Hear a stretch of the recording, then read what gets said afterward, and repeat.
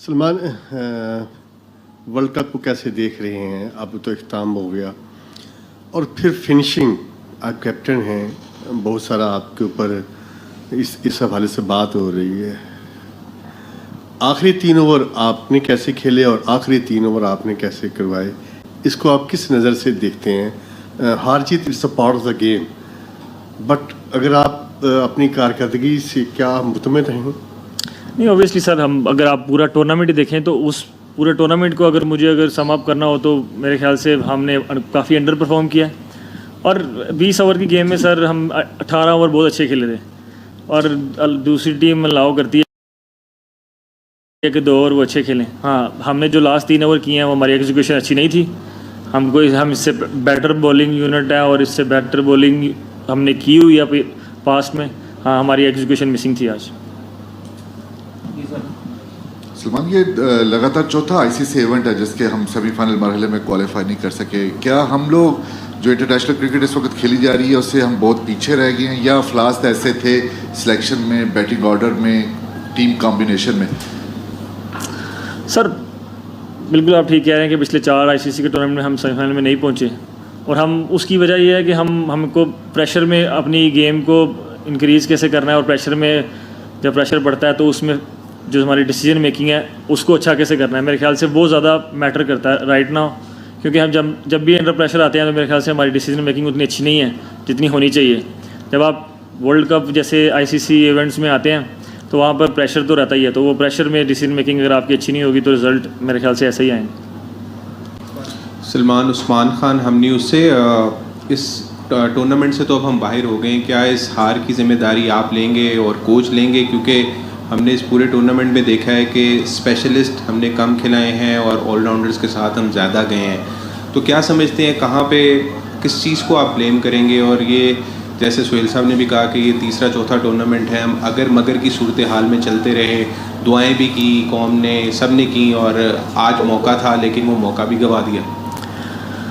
Sir बिल्कुल जिम्मेदारी लेंगे, क्यों नहीं लेंगे, क्योंकि हम लोग ही ऑब्वियसली टीम को सिलेक्ट करने में हम भी इन्वॉल्व थे और प्लेइंग 11 या जो भी प्लेयर्स लेकर आए थे उनको खिलाने वाले भी हम लोग थे, तो जिम्मेदारी हम लेता हूँ, मैं भी लेता हूँ और आई एम श्योर कोच भी लेंगे।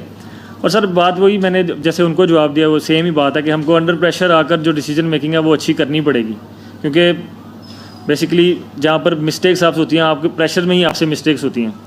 तो और आईसीसी इवेंट्स में तो प्रेशर हाई प्रेशर रहेगा ही, क्योंकि आप दुनिया की बेस्ट टीम से खेल रहे होते हैं और एवरी गेम वेरी इंपॉर्टेंट होता है, क्योंकि आप एक गेम हारते हैं तो ऐसा लगता है ऐसे अब टूर्नामेंट से बाहर हो जाएंगे।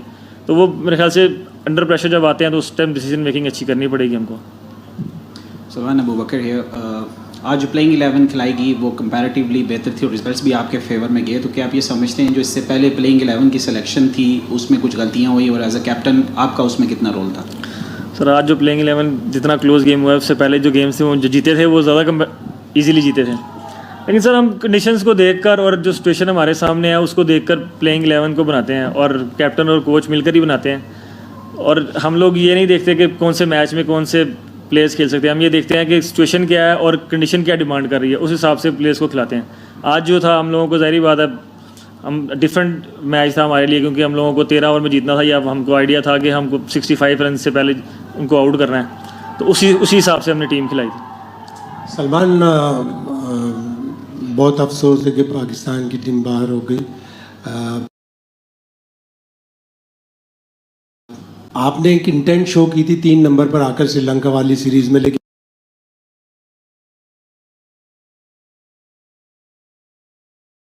ये पूरा टूर्नामेंट आपके लिए भी बहैसियत बैटर भी अच्छा नहीं गुजरा, तो आप समझते हैं कि आप खुद वर्ल्ड कप में साहबजादा की के अलावा हम बैटिंग यूनिट हम लोग उतना अच्छा खेला नहीं है। और सर डिसीजन अभी राइट ना हो सर, मुझे लगता है कोई भी डिसीजन होगा वो इमोशनल होगा, वापस जाएंगे, थोड़ा सा टाइम लेंगे 2-4 दिन, उसके बाद जो भी डिसीजन होगा वो करेंगे। अस्सलाम वालेकुम सलमान, अरफा फिरोज़ है। सलमान, इस T20 वर्ल्ड कप में सबसे बड़ा जो एक डिबेट जिस बात पे रही हुई, नंबर 4 पर बाबर आजम का खेलना था। कुछ ने कहा खेलना चाहिए, कुछ ने कहा नहीं खेलना चाहिए। एक हफ़्ता पहले आपके हेड कोच माइक हसन आए थे प्रेस कॉन्फ्रेंस में, उन्होंने कहा जी पहले 6 ओवर्स में बाबर आजम से बेहतर बल्लेबाज हमारे पास हैं। 10 ओवर्स के बाद बाबर की हमारे पास ज़रूरत नहीं है, तो पीछे 4 ओवर्स जो है बचते हैं। आपको क्या लगता है कि बाबर को आपने ठीक यूज? मसला ये है कि अगर मैं इसका जवाब ना दूँ तो आप डिसरिस्पेक्ट लेंगे, लेकिन सर देखें मेरी बात सुने, जब कोई टीम बनती है तो वो ये टीम गेम है, ये किसी एक के डिसीजन से नहीं बनती, ये सारे लोगों के डिसीजन से, जो स्टेक होल्डर्स हैं उनके डिसीजन से बनती है। और रही बात बाबर की, बाबर का इस वर्ल्ड कप में डिफरेंट रोल था। एक नंबर 4 पे मतलब एक्सपीरियंस बैटर है, हम लोगों को वहाँ पे बैट्समैन चाहिए था कि एक मिडिल ऑर्डर में आकर हमको जो स्टेबिलिटी दे पाए और हम लोगों को जो हमारी जो मोस्टली हमारी जो होती है कोलैप्स वो बचाए, उसका डिफरेंट रोल था। और जब आप वर्ल्ड कप के लिए आते हैं तो आप प्लेयर्स के रोल्स को डिफाइन करके आते हैं, उसका ये रोल था और हम उसको इसी जगह पर देख रहे थे।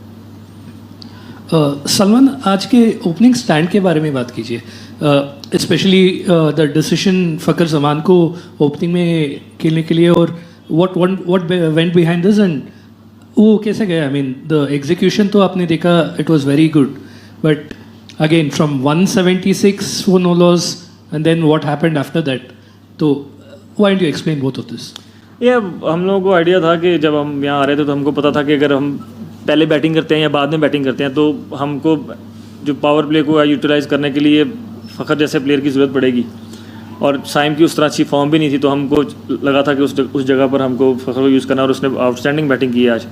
और मैं वही बोल रहा हूँ कि जब हमको पता था कि हमें 65 रन से हमको जीतना है, तो हम लोग फिर उसी इंटेंट से खेल रहे थे। तो उसमें हमारी पार्टनरशिप ओपनिंग बहुत अच्छी गई, लेकिन उसके बाद मेरे ख्याल से उस वक्त विकेट भी गिर सकती थी, क्योंकि जो भी जा रहा था वो जाकर कोशिश कर रहा था कि जितना मैक्सिमम रन बन सके वो बनाए, और इस पिच पे मतलब मुझे लगता है कि नए बैट्समैन के लिए थोड़ा मुश्किल था।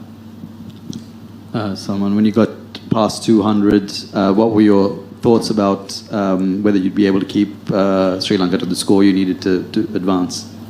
Of course, when we scored 200, we always knew 148 we were going to defend, and we were thinking we can do that. But you gotta give credit to Dasan the way he batted as well, and Ratan Aike as well. I think they both batted brilliantly. But we did put pressure on them, but they batted well as well.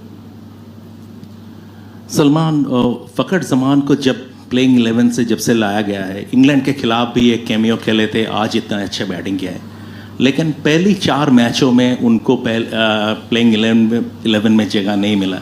तो hindsight में आपको ये क्या लगता है, board decision गलत था, और इस फॉर्मेट में फ़खर ज़मान ऑटोमेटिक चॉइस होना चाहिए?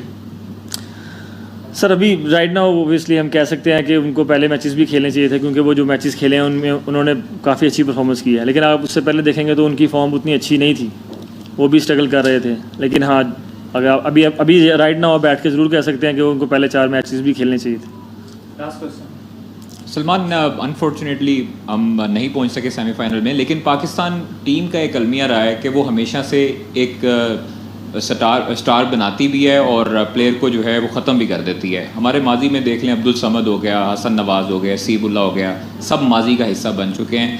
क्या ख्वाजा नाफे को आप एक मैच या एक सीरीज़ के बलबूते पे आगे कंटिन्यू नहीं करेंगे, उसकी परफॉर्मेंस जिस तरह नहीं आई है, या उसको भी आगे साइम की तरह मौका दिया जाएगा जिस तरह वो 2 साल से पाकिस्तान टीम में उतार चढ़ाव है, उसकी परफॉर्मेंस भी अप टू द मार्क नहीं है? बिल्कुल, मुझे लगता है ख्वाजा नाफे ऐसा बैट्समैन है जो पाकिस्तान को फ्यूचर में काफ़ी लंबे अरसे के लिए सर्व कर सकता है। तो वो ऐसे प्रोडक्ट ज़रूर है कि उन पर इन्वेस्ट किया जा सकता है, और मुझे लगता है कि वो आगे पाकिस्तान के लिए अच्छा सर्व करेंगे। और रही बात हसन, अब्दुल समद, मेरे ख्याल से वो लोग भी फ्यूचर का हिस्सा मुझे लगता है आगे T20 टीम में स्पेशली ज़रूर नज़र आएंगे आपको। Thank you.